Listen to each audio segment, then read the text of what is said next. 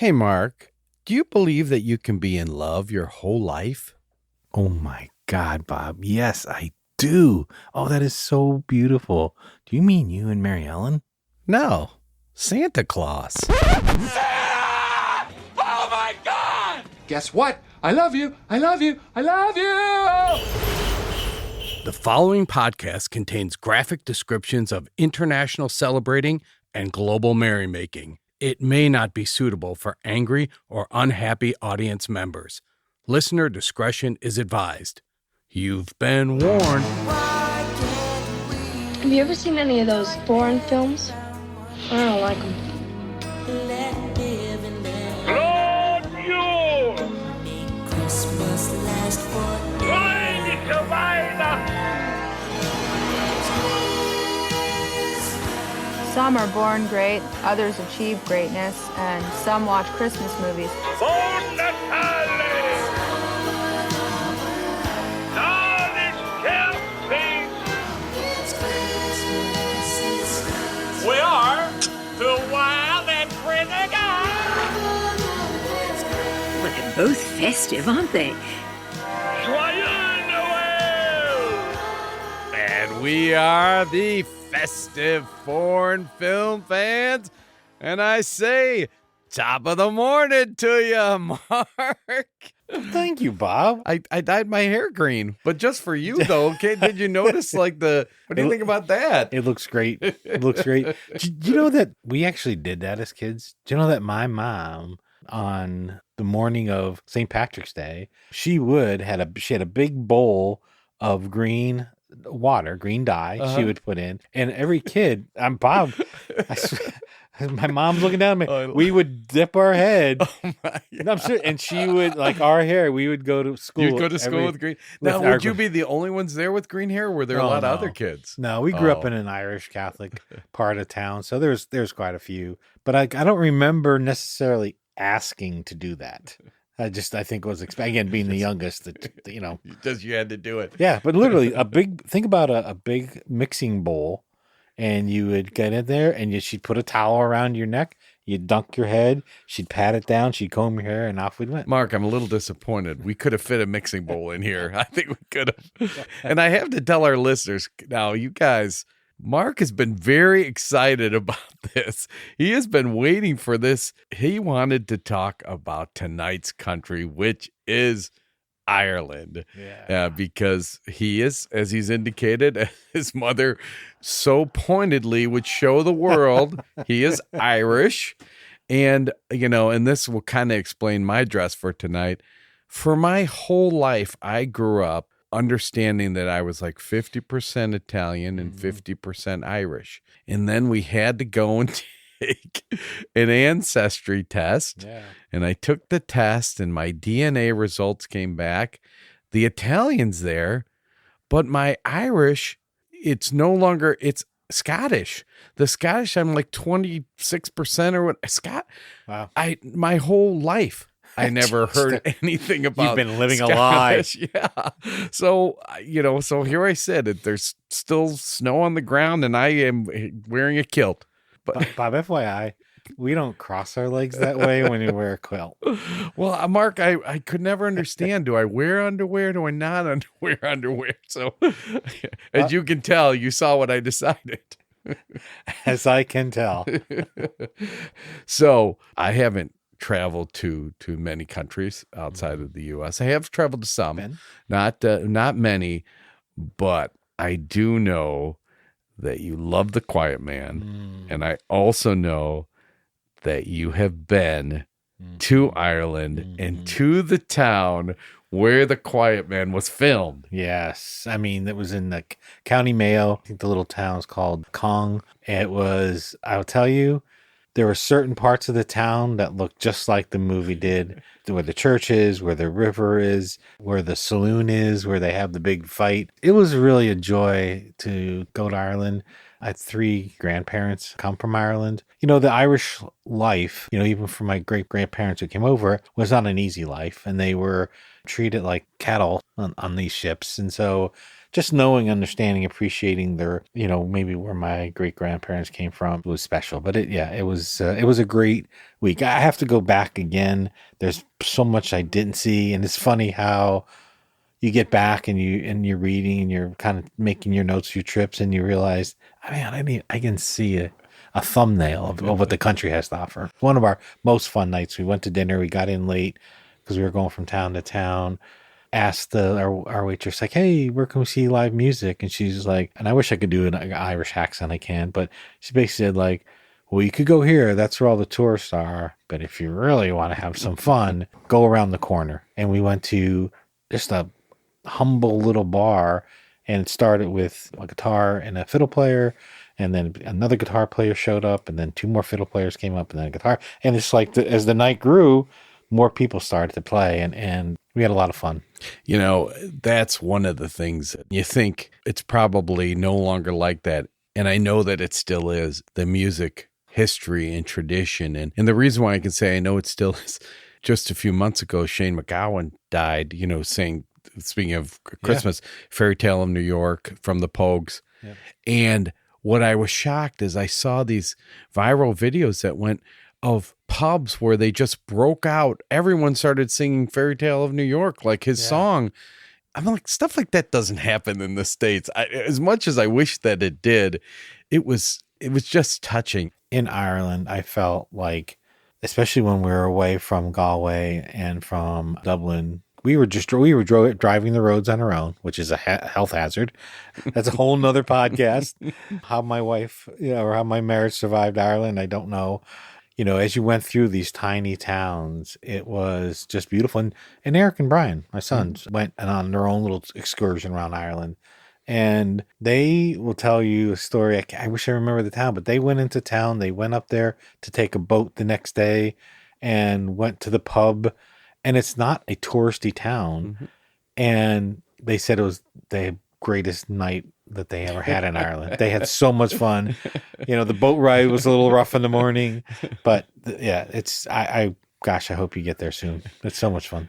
Well, and this is a great now movement to the movie for tonight, because for all the charm and the whimsy that we know exists in Ireland, there's also been, I was thinking, Angela's Ashes, Belfast, the Dairy Girls, if you watch that show on TV, which I love and all that. The Troubles. But you do get to see, and even tonight's film, and this is like any country, there's the beauty and the wonderful things, but there can be darker sides too, and more difficult time. And that's kind of fun to talk about this movie tonight. You want to talk about the movie? Yeah, absolutely. Want to watch a Christmas movie?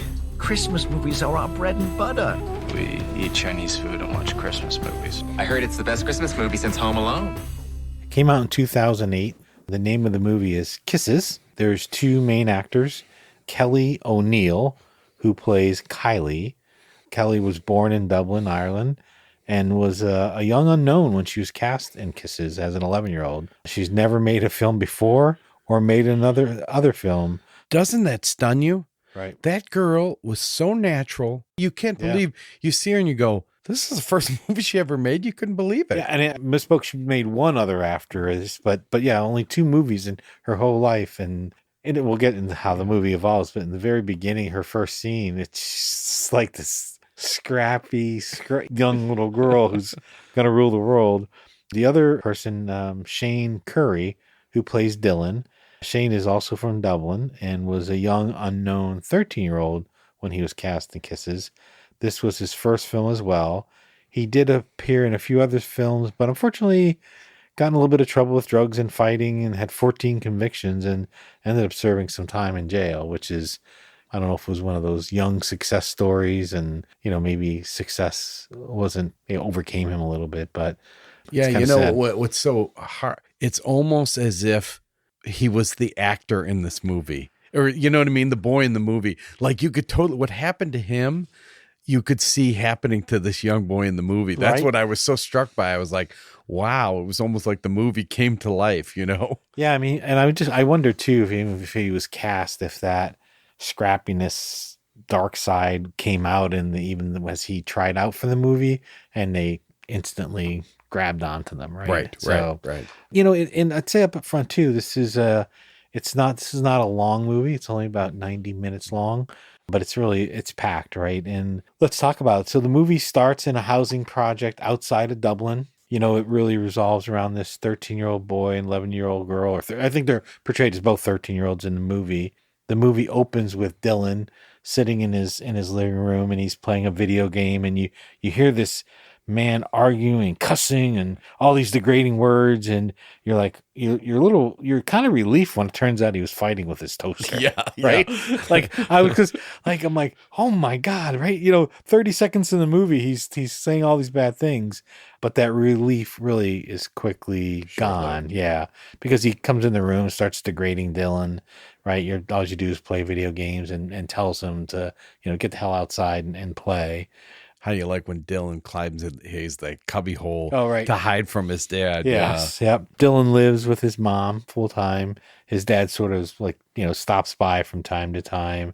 We come to learn he verbally and physically abuses the mom. We also learn too early on that Dylan has a older brother named Kip, but Kip had run away a few years earlier, sort of claiming that if he stayed around, he was going to kill his dad for abusing his mom. And so Kylie, who lives right next door to Dylan, we meet Kylie as she's being told she has to take her little sister for a walk. She lives with her mom, an older sister, and two brothers. And so you can tell right away, too, that this is a burden. She's not excited to have to take her little sister for a walk. But outside, Kylie is telling Dylan, you need to get your shit together because I don't want to marry you we can't get out of this neighborhood, right? So you better take on responsibility, come better. And I mean, it's a great movie where Dylan's looking at her like, what are you talking about?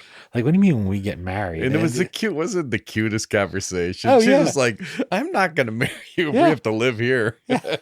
But what is amazing, I think it's reflective of where they live. Rough language of the kids, rough language of the parents. They're throwing the curse words around like nothing. Yes. But it's right. You're right, though, Bob, about the neighborhood.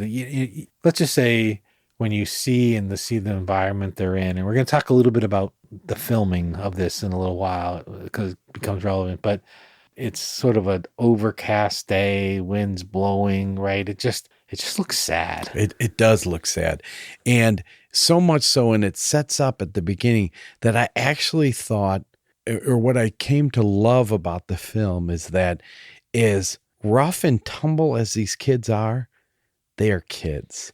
And their escape, they just were like children. It was so innocent. And even though there were adult things intruding on them and all, but deep down, they were just kids. And I love that. Yep. So over at Kylie's house, she's coming back from her walk and she comes into the house and her mom's brother, sister's there. But then there's a guy named Uncle Morris, her mom's brother. And you can immediately sense that Kylie does not like Uncle Morris.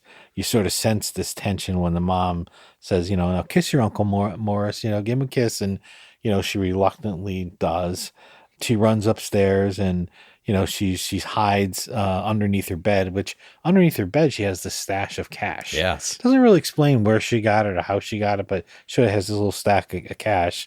And when Uncle Morris comes up the steps to kiss her goodbye and say goodbye, she's hiding away from him, and you hear him say, "Oh, she's not up here. I don't know where she is." So Kylie's up in her room. Dylan's locked in the bathroom again. Think about a duplex, or as we used to call them Wilkes-Barre, a double block, right? So their walls are most right to each other, so they're hearing everything.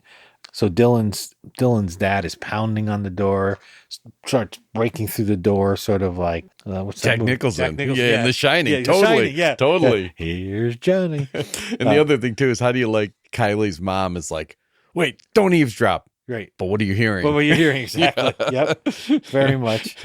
But Kylie hears all that yelling and she runs outside and puts a ladder up to the window of the bathroom where Dylan is kind of holed up a little bit. And again, the father's breaking through the door. She puts the ladder up. He escapes. As they're escaping, the ladder falls, the window breaks, the rain gutter breaks. And so they both start running into the field, and it's clear Kylie has a plan. Yeah. Right. And so she's like, let's run away. Let's go into the city. Kylie kind of convinces Dylan to run away by saying, well, let's go find Kip. Yeah. You know, Kip's in it. And Bob, this is at the point of the movie when I realized, so this is 15, maybe 20 minutes in. And I realized that I'm watching the film for the first time. I'm watching it. And I don't think this will take away from the movie anyway, but I realized, well, this movie's in black and white. And I'm like, that's interesting. I'm surprised it's in black and white. It's 2008, but I just made that observation mentally, and I continued to watch the movie. Yeah. Once they hit the city, it goes to color. See, now I was waiting for you to say that, because I have to tell you, when I first watched the film, I didn't notice that. I think I thought it started in black and white. I never noticed it transitioned to color. And then the second time I was like, oh, wait a minute. It slowly seeps in. And the further they get away from their life, color comes into it. It was fascinating. It was. Like I thought, like I actually paused the movie and I'm like, oh, wow. Right? Like what a great piece of filmmaking here. Yeah. So I mean, really the rest of the movie is, right, they hit town, they take that cash, they buy Dylan a sweatshirt, they buy roller sneakers for each other, they buy Kylie a coat, and they're just having a fun time. Yeah, they're having fun. They're running around, they're loving the city, they're looking for things. Dylan is getting tired of being on his own, thinks he should go back home. Kylie's like, you're crazy. Your dad's going to beat the snot out of you. Like, why do you want to go home? And he goes, I just think it's the right thing to do. So they sort of had this argument, and Kylie storms off on her own. Dylan storms off on his own. Kylie's sort of just walking around the streets on her own. Dylan, same. So Dylan starts to wander the street again, and he's sort of, sitting there on the side of a building, and he hears all this noise going on, and it's Kylie running out of a store, being chased by the store owner. Clearly she's shoplifted something. And so, Kylie ducks in an alley. The store owner keeps going by him, and Dylan runs in and confronts Kylie, like, what are you doing? And they're face to face. They're really, really close. And I thought maybe they're going to kiss at that moment. I thought the same thing. But Kylie tells Dylan that I can't go back there. I just can't go back to that home. And Dylan's like, why? I know it's not the best, but why can't you? And she then shares with him that Uncle Morris has sexually abused her in the past. And Dylan's like, why didn't you tell someone? And this is one of the parts of the movie that broke my heart, because she's like, because nobody will ever believe me. And she's so matter of factly, you know what I mean? I know, it's like, yeah. And she's been such a young child, and then she just like says it like, yep. Yeah, and really pretty confident, pretty cocky, right? Yeah. And but not so much where she can overcome this. But it's sort of in that moment, right, that you see Dylan really caring for Kylie now, right? Seeing her as maybe more than just his next door neighbor. And so they decide not to go back, right? They continue to sort of pander on the street, looking for money and for food. They help this guy raise money who's playing guitar. Kylie's being like, give him money. And the guy starts to get ready to leave, and Kylie says, well, where's my share of the money? And the guy's like, oh, wait a minute. Yeah. So they're kind of strolling the streets again. It's late now at night. It's probably 2 or 3 in the morning. They're just walking along. This car pulls up next to them, 2 guys in it, and they're asking what they're doing out there. And they said they're, just looking for a place to sleep. But anyway, these 2 older guys start to sort of pursue Dylan and Kylie a little bit, right? They're trying to get to Kylie, right? They want to take Kylie in the car with them. 2 guys, they jump out, they pull Kylie into the car. Dylan runs after them, and he kind of catches up to the car, and he hangs onto the back of it, and he's riding his wheelie sneakers down the street, and he's yelling and screaming, and he's doing everything he can to keep Kylie from being kidnapped away. Eventually, the guys run off, right? They have a confrontation, and Dylan gets them in an alley and throws beer bottles at them, but eventually those 2 guys wander off.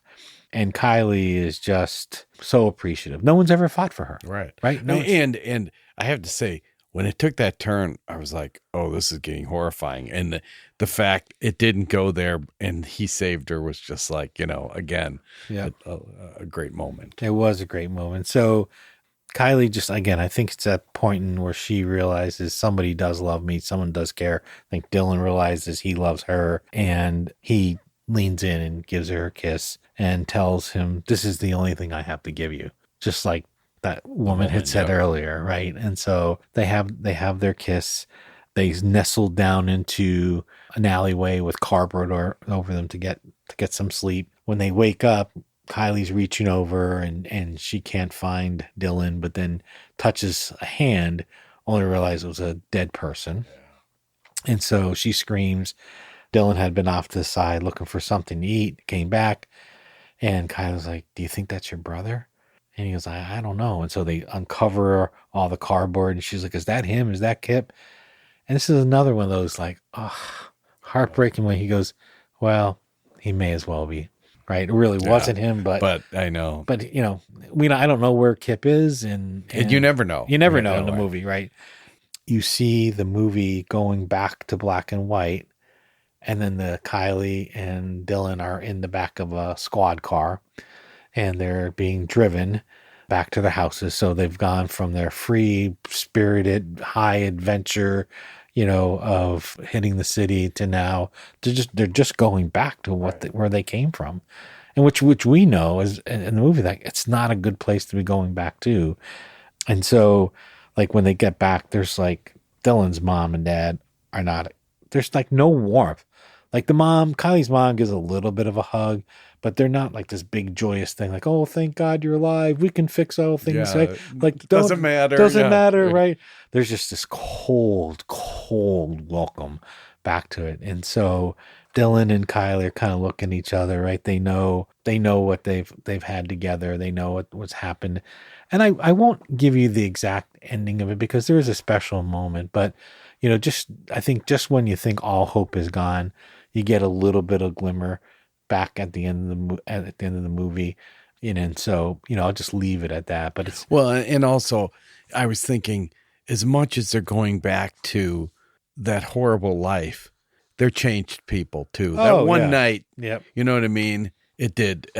You hope that it's changed them in a positive way. Well, but it's a really good point because I think they know they do have each other now, maybe to get through this, right? That they are, maybe Kylie was right. Dylan is going to marry her. You hope. You do. Yeah. I want to see a sequel. I want to know what happened. Is it a Christmas movie, Bob? Well, here's a funny thing. In all of the description, I don't think we've mentioned Christmas at all. And the way that this is a Christmas movie is it's the Christmas break that they're on, that there are elements of like I think they have a tree. Like he said, oh, you didn't get the tree. Right. The dad didn't get, he was supposed to get the drunk dad. In the city, there are elements, the guy playing the busker that they got money for, he's all wearing Christmas lights. So there are elements of Christmas and it occurs at Christmas time, but is Christmas central to it? I would say not. So this is one of those head scratching ones for me because I would say, well, no, it's not very festive or very Christmassy at all, except their adventure, right, the hope it gives them, the fact that they might get out of that life. That makes me feel like it's Christmassy. Like you've got an opportunity. Yeah. Christmas brought you this opportunity because you did this little escape. Right. But it's still a good movie. How'd you feel watching it? What I would say was there were really difficult elements to it. You're seeing tough lives, people with not much to look forward to, bad people around them. Yeah. It was nice that they got an opportunity. They met some good people, but the fact that it goes black and white and back to where they were, it's almost crushing. I guess I was kind of sad at the end. It was hard to feel uplifted. Although, like you said, there were some glimmers, but it was rough. Yeah, I agree. I mean, I think I'm leaving something out purposely because there is a tender moment at the end that gave you a little bit of like to your point earlier that they have each other. But I was, watching it was hard because like you just knew that being on the streets is hard, but I don't know if it was any better than what they had to go back to. No. Right. No, So I know. like maybe forging their way, maybe you hope they would find Kip. But I was sort of anxious during the whole movie to see what's going to happen at the end. Well, in that whole, they're in the city and there's parts that they're having fun and all that, but you're scared for them. Oh, absolutely. Oh my God. You know, everyone they run into, the more the night wears on, they have no place to sleep, alleys, dangerous people. You're like, oh my God, what's going to happen? You know? Yeah. And I do love that it wasn't like, I mean, the most intimacy they had was a kiss. Yeah. And that's it. And that, you know what I mean? That, because I would have hated them to see anything more than that. It was nice. They were young. Yeah. They had an adventure. It was innocent. Yes. It really was innocent. For almost not really innocent kids. I mean, they've seen a lot. They have. But they were still innocent. Well, she's been sexually abused. Yeah. Right. So, I mean, but it's nice for her to be able to go back and have an innocent, tender moment. Right. Well, you love that, the naivete where she's like, we'll just knock on every door to find Kip. Right. She's like, you know, how many houses can there be on the street? Well, the street that they're talking Super about is long. like Yeah. a highway or something. They're looking up and down it. Yeah. Would you recommend it to someone? That's a hard thing. I enjoyed it, and I enjoyed it in some ways from seeing parts of Ireland that you don't normally see, and it was different. I don't know. I liked it, and I think, you know, and I don't mean disparagingly, but for an artsy, the person that likes kind of independent or artsy films, they might really appreciate this. I don't know if I just recommend it as like, hey, you should Friday night, you know, curl up and watch this movie. Yeah, I would say same. We're on the same page here. It's certainly not a Christmas movie. I would say this, like Starry Night, I think for a 13 through, I hate to put in, maybe 17-year-old, I think it'd be a great movie. I think it'd be a great movie to watch if I was a teacher. Oh, yeah. Right. Yep. And talk about, there's so many things you could go on and talk about, whether it's innocence, whether it's like, you don't have to be out there on your own. There are other ways to get your message or your troubles out. So, but I think it'd be a very limited recommendation I would make. You know, that is a great perspective that I haven't thought of, but as kind of a teaching tool, yeah, it would be great. I think especially kids that have experienced a lot, I think could really identify with this film, find things that they could see themselves in it. But there are things you could discuss as we said, there are moments that can lift you up a bit, you know? No, I agree. So do you know how to say Merry Christmas in Irish Gaelic? Top of the morning. No, I don't. I can't recover from that. All right. Here's how you say it. So this is a way you'd say it to someone, right? To an individual person. It's Nulag Hanowich. Nulag Hanowich. Nulag Hanowich. And Hanowich and that means to thee. So Merry Christmas to you. Want to talk a little bit about Ireland? And I want to know which of these customs your family did.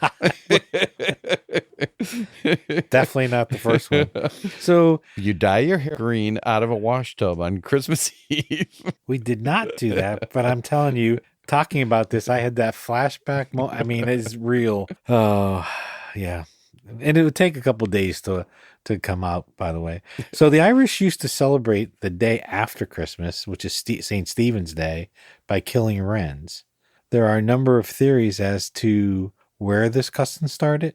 It may have been influenced by Scandinavian settlers during the Viking invasions in the 8th and 10th centuries. But it's also attributed to sort of the Christianizing of pagan festivals, right? And wrens are birds, right? They are birds. Yeah. Little tiny. I think they're black. Okay. Folk legends gives as a rationale that the wrens either betrayed Irish soldiers by beating their wings on Irish shields while they were fighting against the Viking intruders. I mean, I don't really get how a little wren can come into play, but anyway, funny. Sounds like the Irish people didn't like wrens. So the hunting of the wren took place on December 26th. The birds were hunted, killed, and nailed to a pole. Love that tradition. I swear to God, I've never heard this. This no longer occurs. Well, what's that dead bird at the top of your Christmas tree, Mark?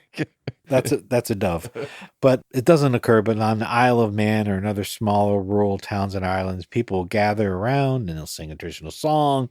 And I guess there's an actual wren pole that they decorate, or they'll take the bush where the wren nests and they carry it around town, decorate it with silver balls and lights and things. So we didn't have any anger issues with wrens in my family. So I found that kind of interesting. I have Clancy's Brothers Christmas CD, and I think that on there, if I think back, there's a song like the wren. It's about a wren. I don't remember them saying, nail it to the pole. Maybe not. Another tradition that in Ireland is sort of the annual Irish Day swim. I will tell you, we didn't do this as a family, but one of my best friends back in Delaware married a woman from Ireland, and he participated in this. Oh, they would do this. Yeah. Okay. I mean, yep. And so despite the fact that Ireland's waters are very cold around Christmas time, thousands of swimmers will gather in icy cold waters and jump into the Atlantic Ocean or inland lakes or rivers. The most famous spot is in Sandy Cove, just south of Dublin. I did not see this area. I saw signs for it, but we did not go there. But it's a tradition that dates back 250 years and was immortalized in James Joyce's novel Ulysses. Oh my gosh. If you think about it, so they do it on Christmas morning? Yes. So, I was like, could you imagine?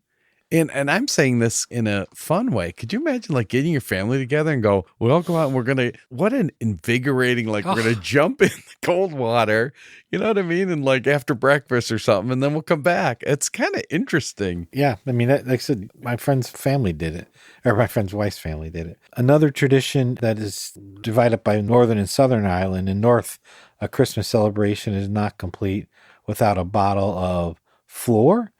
And it's funny, it's spelled SHLOER, but it's pronounced floor. It's a soft drink that contains grape juice and that is marketed to adults. For some reason, the drink has become synonymous with Christmas in Northern Ireland as an alternative to alcohol, which lets kids pretend like they're having wine. Shoppers will purchase over 1 million bottles of Flor in the first week of November, which is equivalent of each person in the country consuming half of a bottle of Flor. Isn't that amazing?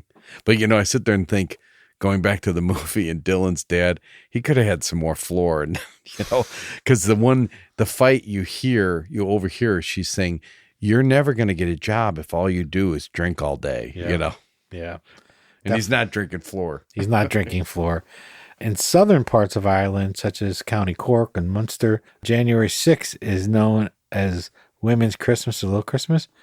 Bob, please note, let's not have Mary Ellen Sue listen to this tradition. Traditionally, this is the one day of the year, that the husbands do the housework and cook the dinner.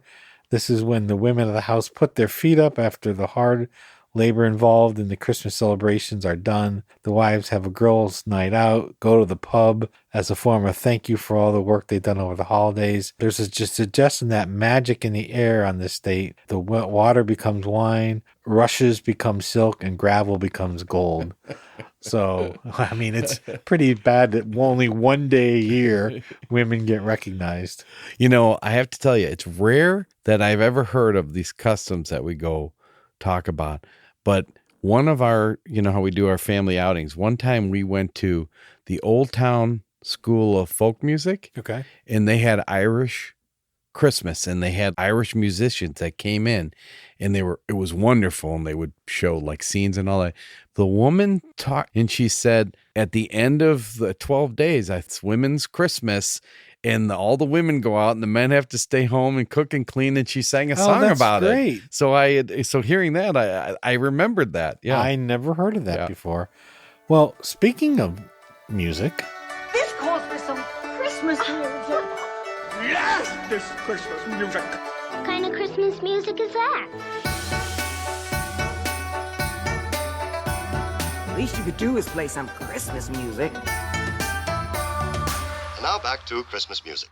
Should we listen to a song? I'd love to, especially an Irish song. I'm ready to do a jig. Just keep the kilt down. I'm coming home, back to the place I love. I'm coming home this December. Oh, songs and cheer with the ones that I hold dear. Christmas the way I remember. Lights all aglow. So, arguably one of the most popular Irish Christmas songs is called Fairy Tale of New York, but that's not this song. So we wanted to find a song maybe more about Christmas, and this is called Christmas the Way I Remember by the High Kings. Very popular all over the world. Yeah. Toured all over the world. It was released in 2019. They've been together for over 10 years. And, really it's a typical Irish music. You have an accordion, a flute, and a drum. And it's just, them sort of saying they're coming back home to be with family and friends for Christmas. I think despite the popularity of, and I love, Fairy Tale of New York, it's immigrants in the U.S. Yeah. It's better. This is an Irish song in Ireland. So, yeah, I absolutely agree. Yeah. So, Bob, we talked, I think it might have been the last show about Christmas versus Easter, right? And we talked a little bit about, in the beginning of the show about your roots of Scottish and Mary Ellen being Italian. But I'm just wondering, so St. Patrick's Day, I mean, not everybody can be Irish. Right. A lot of people who want to be Irish.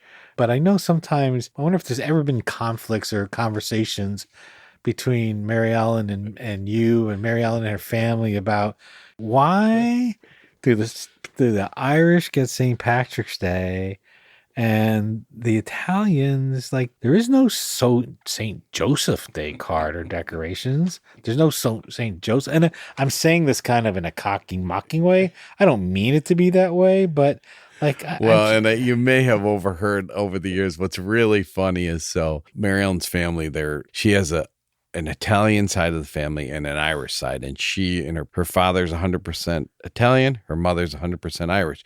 So there was always this dynamic because he didn't want to celebrate St. Patrick's Day. He wanted to celebrate St. Joseph's Day, and his family always tried to make St. Joseph's Day a thing. And there is such a thing as a St. Joseph's table. Of course. And the idea is bring the poor in and feed them. And her cousins they do have a St. Joseph's table and that. But as we all know, it's never caught on in the same vein that St. Patrick's Day, I don't care if you're Irish or not. This country, everyone's Irish on St. Patrick's Day. Right. People are wearing green. They're going out. They're celebrating. So it is a funny thing. And, you don't know. Both the Italians and the Irish, if you think about it, they were treated the same way they came over. There would be the signs that say no Irish allowed, no Italians for hire, those types of things. So I don't know if there was a rivalry or whatever, but somehow the Irish won over the country with the St. Patrick's Day holiday. Could be our charm, too. Well, which leads to a different question. Like, what if we didn't have any holidays or celebrations? What if there was a world where that didn't exist? What would that be like? I mean, do you think we need holidays and celebrations? Well, it makes you wonder, like, what it is about human beings that we do. We make events significant so we can build these festivals around them. And it does kind of beg the question. I think there is some kind of a need on our part to either recognize, celebrate, have some kind of communal reason to get together and enjoy ourselves. It kind of begs this whole question, like, what is a holiday and why do we have it? You know? I mean, well, again, a lot of the holidays are born of Christian belief, but there's not all of them, of course. But yeah, I think it was a way to educate sometimes too. I remember festivals used to be meant, because St. Patrick's Day for me, before I discovered beer when you were 8. That is so wrong.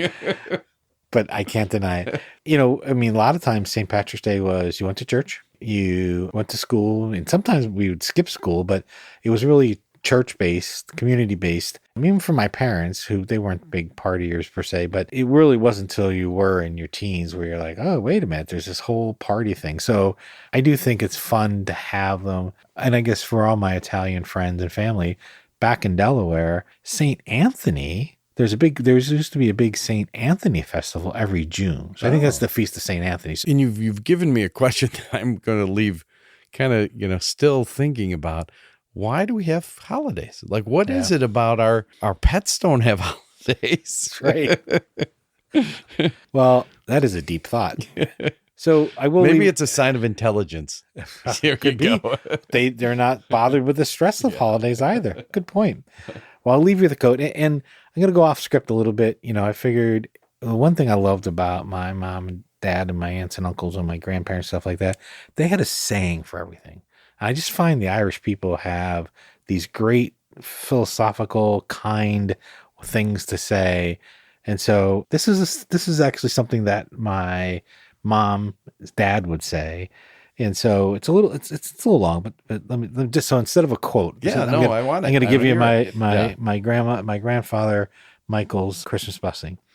The light of the Christmas star to you, the warmth of home and hearth to you, the cheer and will of friends to you, the hope of a childlike heart to you, the joy of 1,000 angels to you, the love of the Son, and God's peace to you.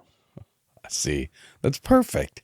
It's Irish, has Christmas in there. It's great, but I don't think it beats the one about your dad, your back end up in the air.